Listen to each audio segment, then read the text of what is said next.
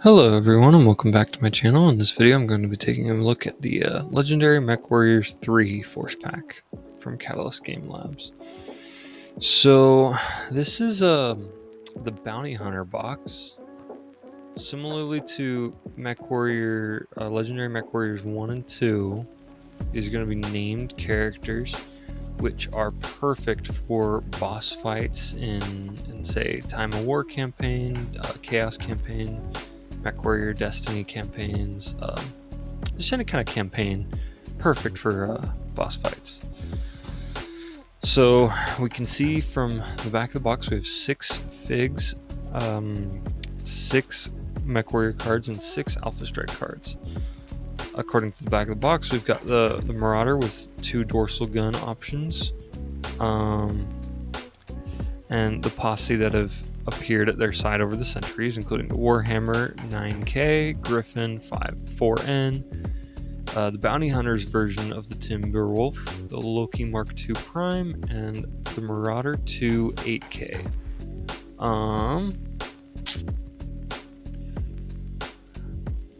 And it says special expanded Mechwarrior pilot card. So we'll take a look at those pilot cards, see what we think. And yeah, so this is all the Bounty Hunter. And the box art, if you can see it in the back, it is the Bounty Hunter's Marauder. So let's take a look. See, I do think I've said it before and I'll say it again. I think these legendary Mechwarrior boxes would have been perfect boxes to try out pre-painted minis on.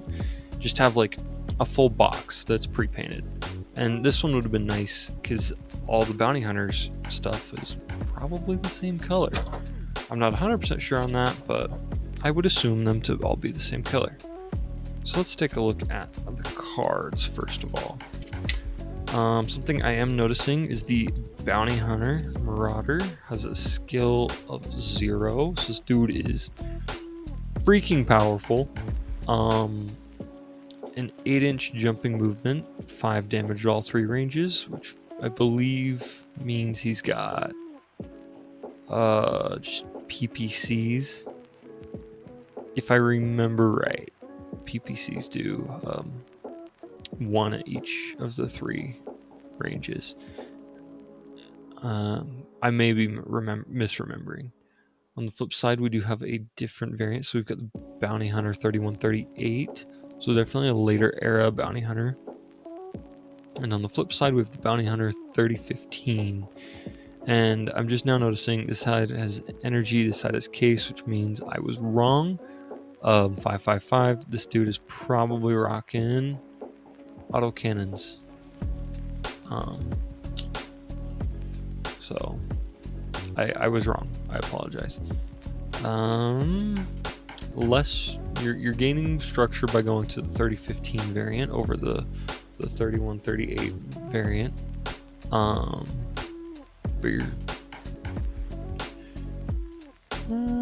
I think that is the same armor though. Either way, we have a TMM of 1. The 3015 variant has a 6-inch jumping movement, 453 damage instead of 555, and they are the same point value. So something interesting to point out. They both have an overheat of 1. That is interesting. I don't think I would consider these to be the same point value. Well, he does have less structure, so maybe he has half the structure. You could argue, arguments could be made. And then we have the Warhammer 6R 332. This is Succession Wars through Civil War. 8-inch walking movement. Warhammer 9K, and this is Dark Age and on. Case 2 with indirect fire, so he has missiles. Which I don't believe we've gotten a Warhammer mini with a missile. An LRM, shoulder mounted LRMs. and he's a skill 0 on the Warhammer 6R, skill 2 on the Warhammer 9K. Both are very respectable. The Griffin 2N 331 case ECM. ECM in the Succession Wars era. So that's pretty nutty. And the Griffin C case and a strong jump 1. So there's an 18-inch jumping movement and a 12-inch walking movement with skill 2 versus Griffin 2N with a skill 0. We have the Mad Cat Bounty Hunter Edition, which is first seen in Clan Invasion.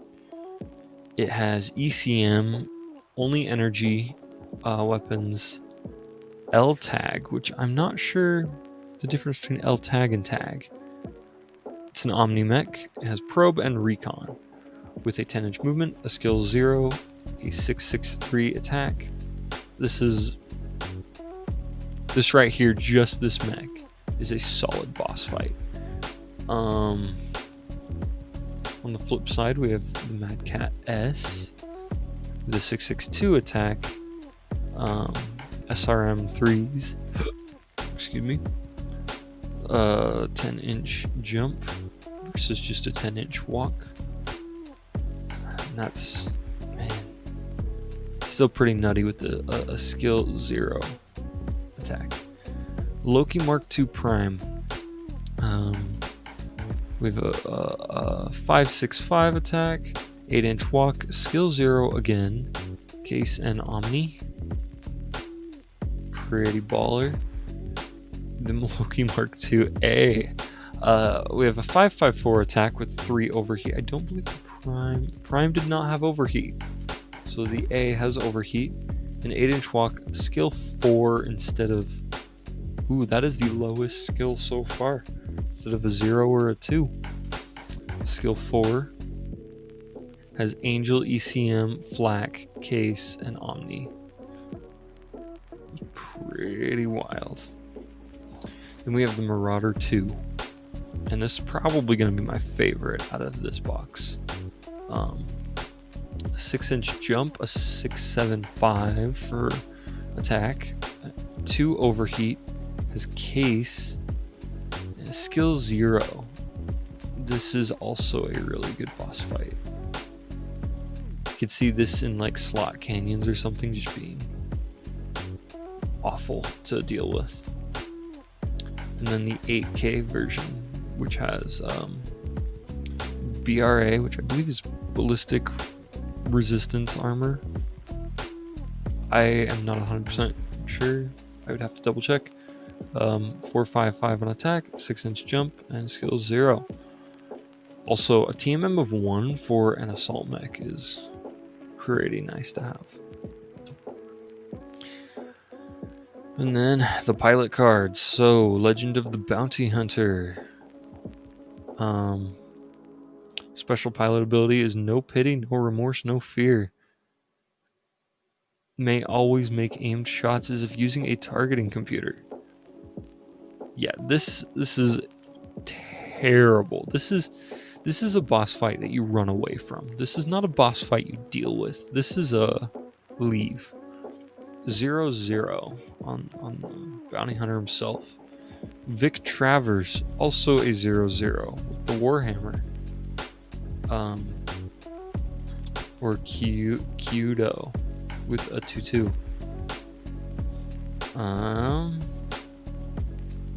Pretty insane. I will say you probably can't really see it super well, but he does have like little eyes on his mech there. If we can get the camera to focus in on it. Guess not. Kind of fun though. We have the Griffin, bounty hunting the Griffin in 3014. Weapon specialist with PPC and heavy lifter. Also a 0-0. Then Annie, a 1-3. Pretty wild. And then Walt Reisman with a 0-0 in the Mad Cat. Or Kendali Morris, also 0/0 on the Mad Cat. Pretty nuts. And then Kendali is a Nightwalker, Terrain Master Nightwalker, so likes his nighttime.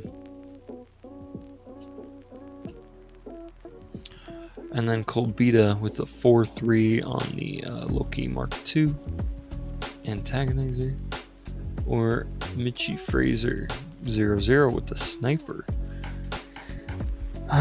Sniper SPA could be a pain to deal with, that's for sure. And then a 0/0 on the Mad 2 with Demoralizer for Jonathan Kamimori.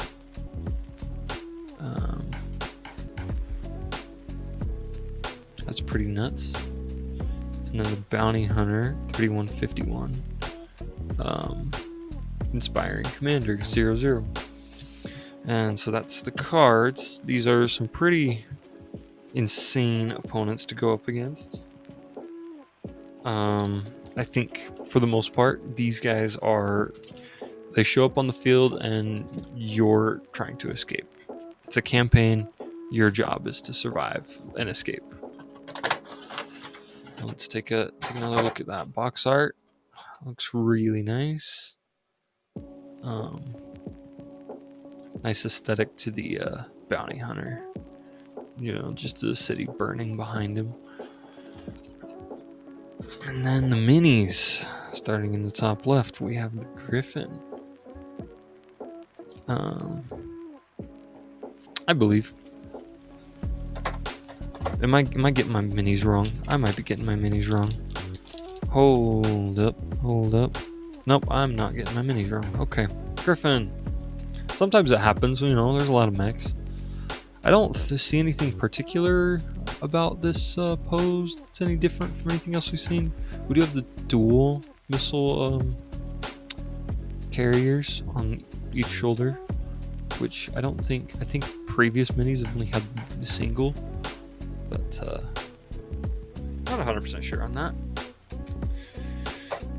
And then next up we have the Timberwolf, or Mad Cat, if you prefer. Nothing too crazy about this pose. We've gotten a lot of Timberwolves and a lot of force packs and box sets, so we've seen a lot of poses on the Timberwolf. And Warhammer.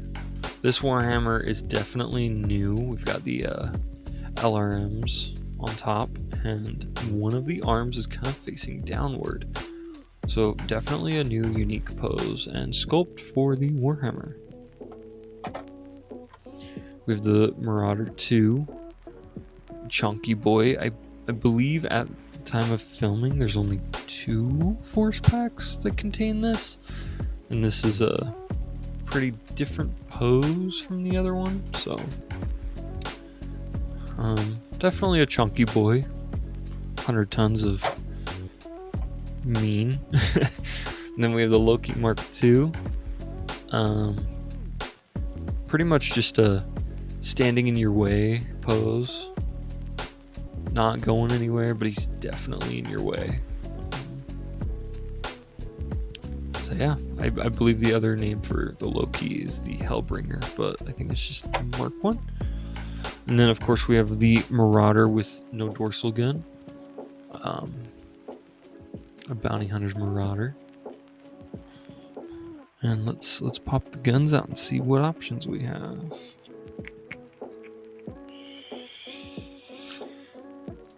I'm pretty excited. I like it when Catalyst releases things like this. Gives you options, but it also incentivizes customers to buy more than one of the same box.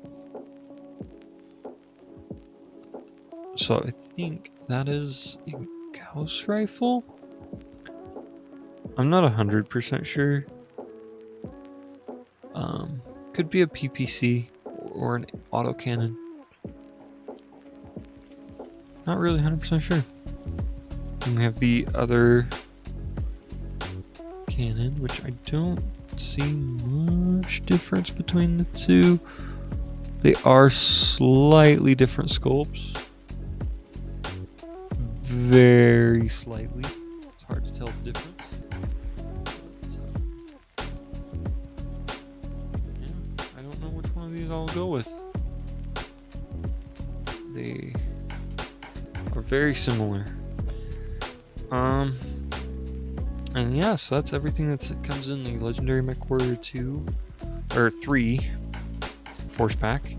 I appreciate you guys watching my channel. If you have any comments or questions, please leave them down in the comments below.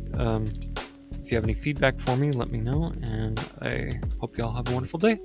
Bye.